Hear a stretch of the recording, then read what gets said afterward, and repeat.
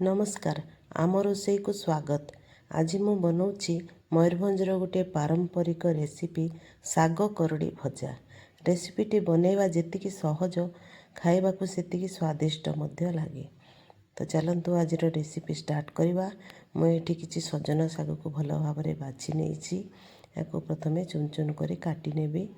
एपटे मु किछि करड़ी बा बाउंस गजा को नहीं करड़ी को चॉपर रे देई मुझे चॉप कर नेबी। आपण माने चाहिए एठी ग्राइंडर मध्य व्यवहार करि पारंती। रफली करड़ी को चॉप कर नवा। करड़ी चॉप हो जाइछि।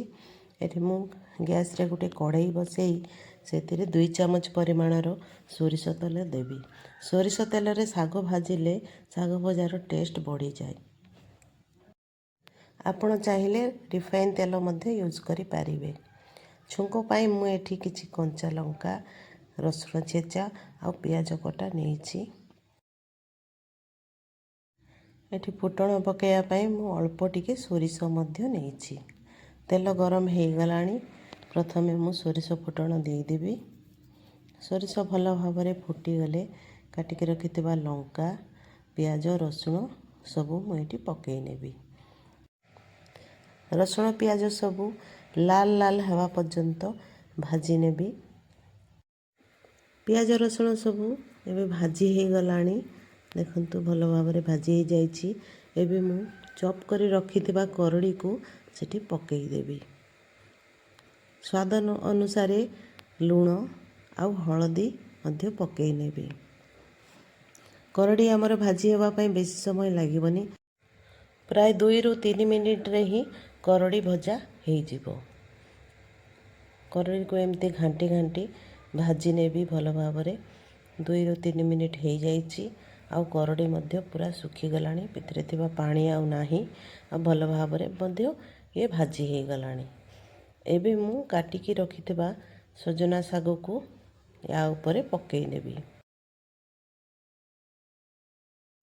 सजना सागरे पानी अंश कम थाए। आउ करड़ी रे मध्य बिल्कुल भी आमर पानी नाही। सेथिबाई एठी मु 2 ରୁ 3 चामच पानी छिंची नेबी। आउ साग को भल भाव में करड़ी नेबी। साग भाजी हवा पाई बेसी समय लागिबनी।